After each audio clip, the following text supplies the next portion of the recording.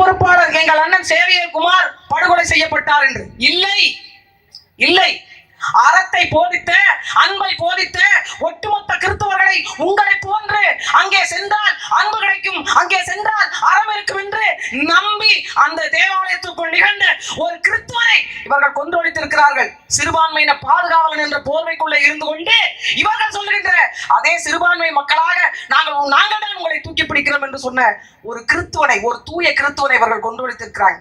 நீங்கள் வேடிக்கை பார்த்து கொண்டு போறீங்க. நாம் தமிழர் கட்சியினுடைய பிள்ளை ஏதோ கொல்லப்பட்டிருக்கிறார் என்று பார்த்து கொண்டு போறீங்க. இங்கே நாம் தமிழர் கட்சி போராடி கொண்டிருப்பதும் இந்த அன்பை போதிக்கக்கூடிய மதத்தை வைத்துக் கொண்டு அந்த மதத்தின் போர்வையில இருந்து கொண்டு இருக்கக்கூடிய பெருச்சாதிகள் இப்படி பண்ற வேலையை செஞ்சிருக்காங்க இல்லையா, அதற்கான கண்டனத்தை தெரிவிக்கத்தான் இந்த கூட்டமே. உண்மையில் சொல்ல போனா எங்கேயாவது இந்த கொடுமை நடந்திருக்கா? ஒரு பாதிரியார், நான் போனால் என் பாவங்களை எல்லாம் தீர்த்து வைக்கக்கூடிய ஒரு பங்கு தந்தை, அவர் உடம்பில் எல்லாம் ரத்தக்கரை. இது உண்மையிலேயே இந்த மதத்தின் மீது பூசப்பட்ட ரத்தக்கரையாக உங்களுக்கு எல்லாம் தெரியவில்லையா? ஏன் கேள்வி கேட்கல? அவர் யாருக்காக போராடினாரு? அவர் குடும்பத்துக்கு சொத்து பிரச்சனை போய் பேசினாரா? இந்த மக்கள் மீதும் இந்த மண்ணின் மீதும் அவ்வளவு அக்கறை கொண்டிருந்ததனால் கொல்லப்பட்டிருக்கிறார். கணக்கு கேட்டாருங்கிறாங்க. மக்களுடைய பணத்தை லஞ்சமாக ஊழலாக கொள்ளையடிக்க கூடாது என்பதற்காக கணக்கு கேட்டார், அதற்காக கொல்லப்பட்டிருக்கிறார். இந்த மலைகளை கடத்தி கொண்டு போவதை பார்த்து கொண்டிருக்க முடியாமல் கேள்வி கேட்டார், கொல்லப்பட்டிருக்கிறார். அங்க ஒரு காரணம், இங்கு ஒரு காரணம், ஒட்டுமொத்தமாக சேர்ந்து அவர் உயிரை வாங்கிட்டாங்க. காலையில கண்டன ஆர்ப்பாட்டத்தின் போது அருமை சகோதரி அண்ணனுடைய மனைவி வந்து மேடையில் நின்று பேசினாங்க, எனக்கு நீதி வேணும், எனக்கு நீதி வேணும். சிலப்பதிகாரத்தை நான் தான் பின்பக்கமா உட்கார்ந்து எழுதுறேன்னு சொன்ன கருணாநிதி அவர்களே, அவருடைய பிள்ளை அவர்களே, இந்த இடத்தில் நீதி வேண்டும், நீதி வேண்டும் என்று கேட்டவள் இந்த காலத்து கண்ணகி என்று உங்களுக்கு தெரியவே இல்லையா? அவள் கையில் சிலம்பில்லை, ஆனால் மிகப்பெரிய அறம் அவள் கையில் இருந்தது நீங்கள் பார்க்கவில்லையா? ஆனால் எங்களுக்கு ஒரே ஒரு வருத்தம், நாங்க நீதி கேட்டது பாண்டிய நெடுஞ்செழியனிடமோ அல்லது மனுநீதி சோழனமோ அல்ல, இந்த வடமொழிங்கி மகாதேவனிடம், இந்த மண்ணு திண்டி வேணாம், அந்த வார்த்தையை நான் சொல்ல விரும்பல. அவர்கள்ட்ட நீதி கேட்கிறோம். எப்படி கிடைக்கும்? எப்படி கிடைக்கும்? ஒரு பெண் பொதுவெளியில் நின்று கொண்டு என் கணவர் என்ன தவறு செய்தார், ஊர் அடிச்சு கொள்ளையில போட்டோமா, பால்ல அந்த பால்ல கொழுப்பு இருக்கு, இந்த பால்ல கொழுப்பு இல்லைன்னு சொல்லி வித்து தின்னோமா, மலையை வித்தமா, மலையை உடைச்சோமா, மண்ணை தின்னோமா, என்ன செஞ்சோம்? இந்த மண்ணினுடைய வளத்தை காப்பாற்றுவதற்கு போராடின ஒரு உயிர் போகப்படுகிறது என்றால் இதை பார்த்து கொண்டிருக்கக்கூடிய அனைவரும் அந்த ஆண்டவன் சொல்வது போல் நாம் சபிக்கப்பட்டவர்கள் தான். இன்னும் கேள்வி கேட்காமல் நாம் கடந்து போகிறோம். இந்த மலைகள் என்பது அவ்வளவு சாதாரணமா? அவ்வளவு சாதாரணமா? எமது பெரும்பாட்டன் ராவணனுக்கும் இன்னொரு பெரும்பாட்டன் அகத்தியருக்கும் ஒரு சண்டை வருகிறது, ஒரு போட்டி வருகிறது. வீணை வாசிப்பதுல யார் உயர்ந்தவங்கன்னு சிவனால என்னால சொல்ல முடியாது, பெருமாள் என்னால சொல்ல முடியாது, வீணைக்கே அதிபதியாக இருக்கக்கூடிய அந்த வீணை என்கின்ற வாணியால என்னால தீர்ப்பு சொல்ல முடியாதுன்னு போயிட்டாங்க. ஏன்னா அவ்வளவு திறமை வாய்ந்தவர்கள். ஆனால் ஒரு மலை நீதியாக நின்று தீர்ப்பு சொன்னது.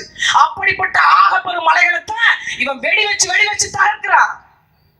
நாம் கடந்து போறோம். நீங்கள் யோசித்து பாருங்கள் உறவுகளை, நீதி கேட்டதற்காக ஒரு உயிர் கொல்லப்பட்டிருக்கிறது. கல்லை ஏற்றிட்டு போகும்போது ஒரு அம்மா தலையில விழுந்துருச்சு. விழுந்தவங்க ஒண்ணு நாம் தமிழர் கட்சிக்காரங்க இல்ல, எங்களது தாய் என்று போராடிய என் தம்பி சீலன் உட்பட 15 பேர் மீது வழக்கு. 15 பேர் மீது கண்ணு முன்னாடியே கொலை பண்ணிட்டு ஓடி போனவங்களை இன்னும் கண்டுபிடிக்க முடியல, காவல்துறை கண்டுபிடிக்க முடியல, தலைமறைவாயிட்டாங்க. எங்களுக்கு இப்போ தெளிவா தெரிஞ்சு போச்சு, நீங்க வேங்க வயல்ல நடந்து கண்டுபிடிக்க போறது இல்ல. ஏன்? இப்பதான் டிஎன்ஏ டெஸ்ட் கொடுத்து டிஎன்ஏ பப்பரப்பான் வந்துருச்சு, கண்டுபிடிக்க போறது இல்ல. கண்ணு முன்னாடி இந்த குற்றவாளிகளை கூட முடியல, கண்டுபிடிக்க முடியல. இவர்கள் எப்படி வந்து நமக்கான வாய்ப்புகளை உருவாக்கி தருவாங்க, நீதியை தருவாங்க? இன்னும் நம்பிக்கொண்டு நீங்கள் வாக்கு செலுத்துங்கள். எனக்கு முன்னால் பேசிய சகோதரி போன்று நாம் மதத்தை கட்டிக்கொண்டு அலைகிறோம், மலைகளை விட்டு விட்டோம், தொலைத்து விட்டோம். அந்த மலைகளை காப்பாற்றுவதற்கென்று அந்த மலையின் அரணாக எங்கெல்லாம் மலைகள் இருந்ததோ அங்கெல்லாம் தமிழருடைய இறை இருந்தது. அந்த இறையெல்லாம் ஒன்று சேர்ந்துதான் மொத்த வடிவமாக நாம் தமிழர் கட்சியும் எங்கள் அண்ணன் செந்தமிழன் சீமானை இந்த களத்தில் இறக்கி இருக்கிறது. நாங்கள் காப்பாற்றுவோம் என்ற நம்பிக்கையில நீங்கள் கடந்து போறீங்க. யாருக்கோ என்ன நடக்குதுன்னு இந்த தேங்காய்பட்டினம் துறைமுகத்துல மாசத்துக்கு 2 பேர் அல்லது 3 பேர் அல்லது 4 பேர் இறந்து கொண்டே இருக்கிறாங்க. எங்களுக்கு தேவையானதை செய்து கொடுங்க.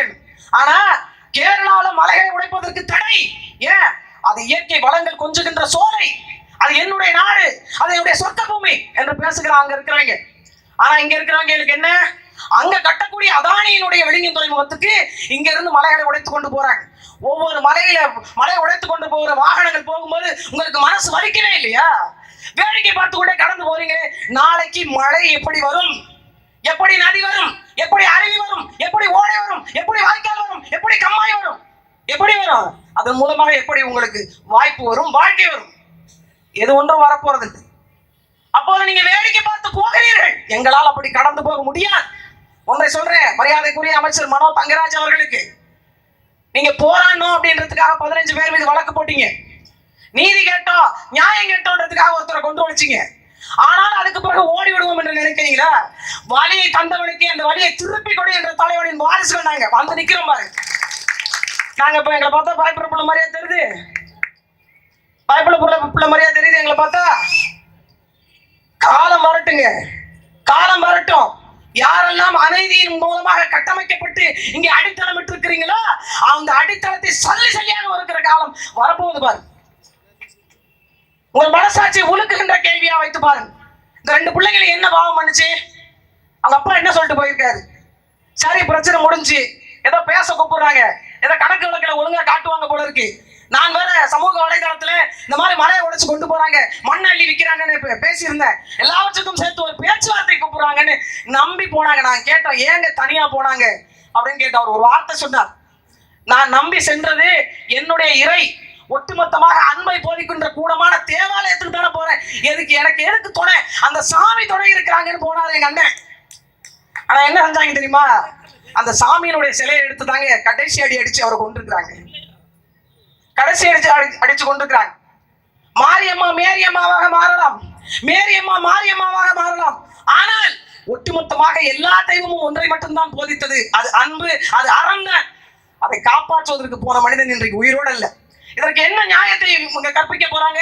ஏதாவது ஒரு கட்சி குறைஞ்சது ஒரு கண்டனம் இருக்கக்கூடிய பங்கு தந்தைகள், பாதிரியார்கள், ஒட்டுமொத்தமாக நீங்கள் கையில் எடுத்திருக்க வேண்டிய போராட்டம். எங்களை நம்பி வந்த பிள்ளைய இப்படி பண்ணிட்டாங்களே, ஒட்டுமொத்தமாக அனைத்து கிறிஸ்தவ பெருமக்களும் அனைத்து பாதிரியார்களும் களத்துல இறங்கி இருக்கணும்.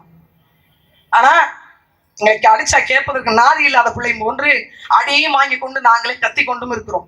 ஏன் நாம் தமிழர் கட்சி என்று எங்களை தனித்து விடப்பட்டுட்டோமா? நாங்க அதற்காகவே எங்களை ஓரம் கட்டி வைத்திருக்கிறீங்களா?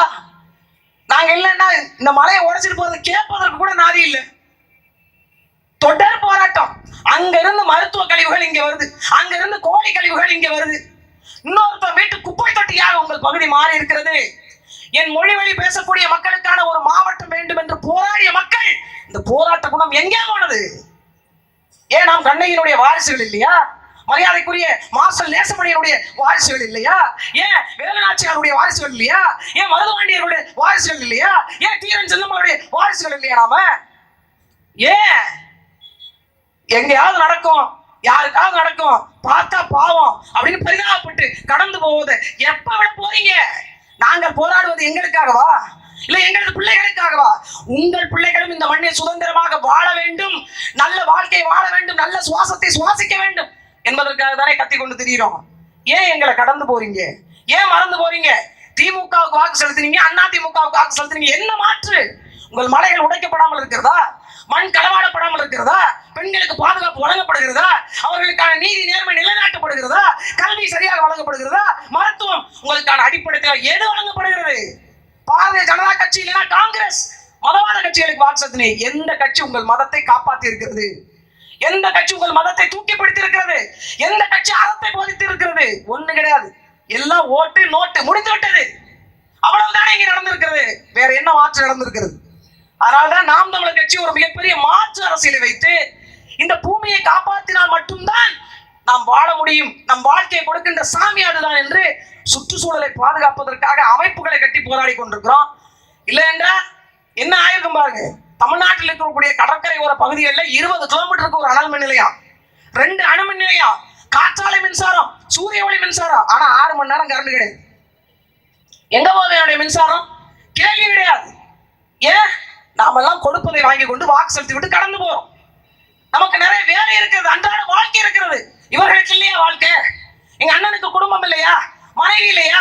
குழந்தைகள் இல்லையா? இங்க வந்து கத்தி கொண்டு நிக்கிறோமே, எங்களுக்கெல்லாம் குடும்பம் குழந்தைகளே இல்லையா? எல்லாம் இருக்கிறது. எங்களுக்கு ஒரு பேராசையும் இருக்கிறது. எங்களோடு முடியட்டும் இந்த போராட்டம். எங்கள் அடுத்த தலைமுறையாவது, அதற்கு வருகின்ற அடுத்த தலைமுறையாவது நிம்மதியாக வாழ்ந்துவிட்டு போகட்டும். அதற்கான தளத்தை உருவாக்கி விட்டு போவதற்கு பேர் தான் நல்ல வாழ்க்கை முறை என்று வாழ்கிறோம். அறிவு சிறந்தவர்களே, படித்தவர்களே, பண்பாளர்களே, ஒட்டுமொத்தமாக எங்களை நோக்கி கொண்டிருக்கக்கூடிய, எங்கள் குரல்களை கவனித்துக் கொண்டிருக்கக்கூடிய அறிவு சிறந்த பெருமக்களே, தயவு செய்து இந்த படுகொலைக்கு நீதி கேளுங்க. ஒட்டுமொத்தமாக 12 பேரை காணுமா, 3 பேர் அவங்களாம் ஏதோ பிடிச்சிருக்கீங்க, ஒருத்தர் தானா சரண்டர் ஆயிருக்கிறார். அவங்ககிட்ட இதுவரைக்கும் விசாரணை நடத்தப்படல.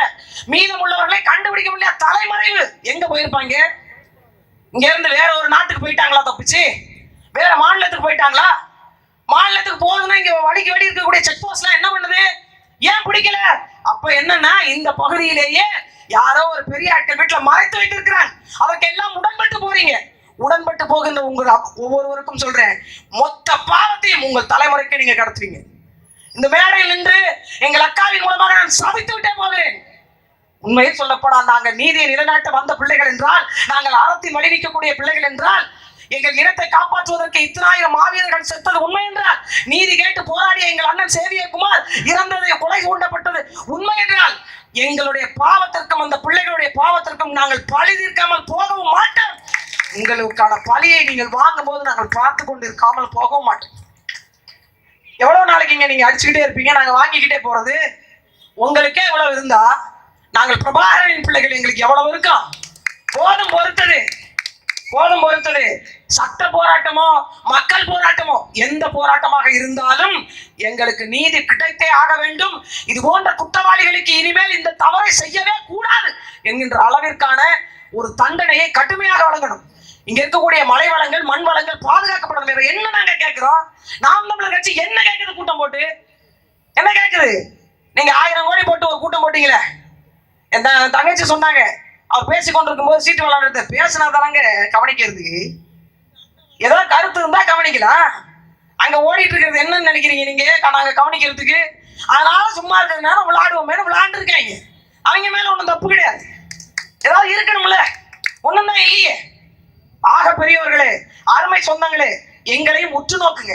இந்த பிள்ளைங்க என்ன செய்யறாங்க? எதற்காக போராடுறாங்க? எதற்காக இந்த இடத்தில் கத்தி சாகுறாங்க? எதற்காக உயிரையும் விட துணைந்து விட்டார்கள் என்பதையும் நீங்கள் உற்று கவனிங்க. ஒட்டுமொத்தமாக உலகமெல்லாம் பரவி இருக்கக்கூடிய தமிழ் மக்கள் இது போன்ற கொடிய செயல்கள் இனிமேல் எங்கும் நடக்கக்கூடாது. அதுவும் குறிப்பாக அன்பை போதிக்கக்கூடிய தேவாலயத்தில் நடந்தது. ஒட்டுமொத்த மக்களும் கவனிக்கணும். யாருக்கோ நடந்ததுன்னு கடந்து போகாதீங்க.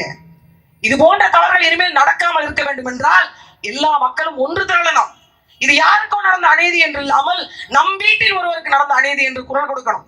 ஒன்று திரண்டு வாருங்க, நீதியை நிலைநாட்டுவோம். நமது வளத்தையும் நிலத்தையும் பாதுகாக்க வேண்டியது நமது கடமை.